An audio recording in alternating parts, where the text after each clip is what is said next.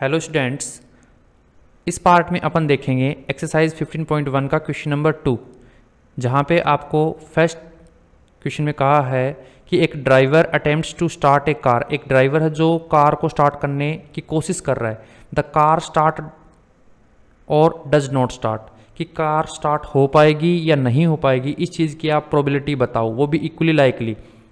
तो यहाँ पे अपन आंसर ये भी हो सकता है कार वो स्टार्ट कर भी सकता है और कार नहीं भी स्टार्ट कर सकता है। यहाँ पे कुछ फैक्टर्स हैं जिनके ऊपर वो डिपेंड करता है। तो क्या होता है, मैं यहाँ पे आंसर लिख देता हूँ उसका, जो कि अपना आंसर होगा, यहाँ पे होगा this statement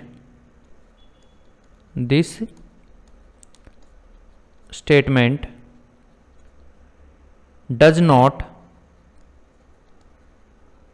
not have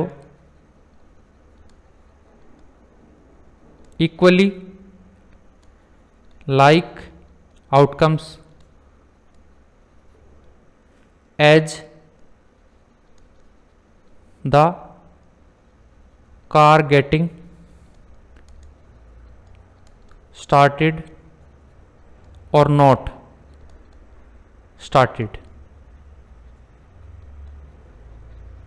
depends on various factor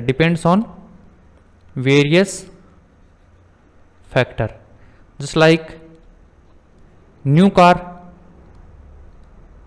old car, या फिर fuel etcetera.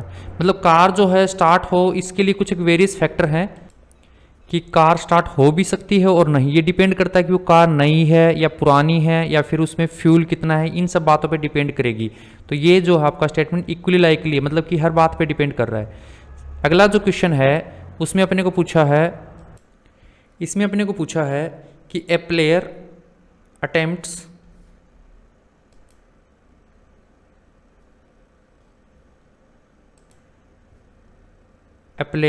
attempts to shot a basketball, सी या ही शूट और रेजिंग द शॉट। क्या वो उसको मिस कर पाएगा शॉट को या फिर कर पाएगा, इसकी प्रोबेबिलिटी बतानी है। तो दोनों प्रोबेबिलिटी बनती है कि हो सकता है वो उसके अंदर डाल दे बास्केटबॉल में, हो सकता है कि ना भी डाल पाए। तो 50-50% चांस है, तो ये भी अपना इक्वली लाइकली होगा। तो इसका आंसर अपन कुछ इस तरीके से दे देंगे यहाँ पे, this statement does not have equally likely outcomes as the player shoot और मिस भी कर सकता है और भेज भी सकता है, Mrs the shot, depend on player ability. किस पे डिपेंड करेगा, प्लेयर की एबिलिटी पे डिपेंड करेगा कि वो उसमें डाल पाएगा या नहीं। ओके, थर्ड पार्ट में अपने को पूछा यहाँ पे, एक trial is made to solution a true और false question, the solution is right और रॉन्ग। मतलब एक क्वेश्चन है, उसका आंसर सही होगा या गलत, आपको ट्रू फॉल्स बताना है। तो 50% चांस है कि वो सही भी हो जाए और वो रॉन्ग भी हो जाए। तो इसका आंसर कुछ इस तरीके से अपन लिख देंगे यहाँ पे, this statement has equally likely outcomes as the solution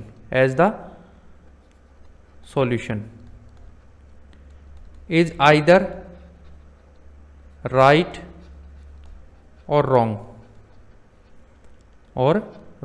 because it is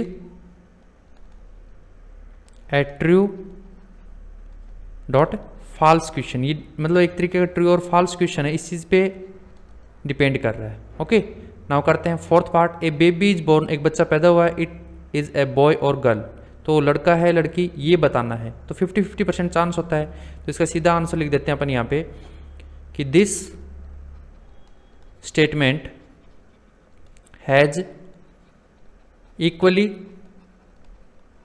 likely outcomes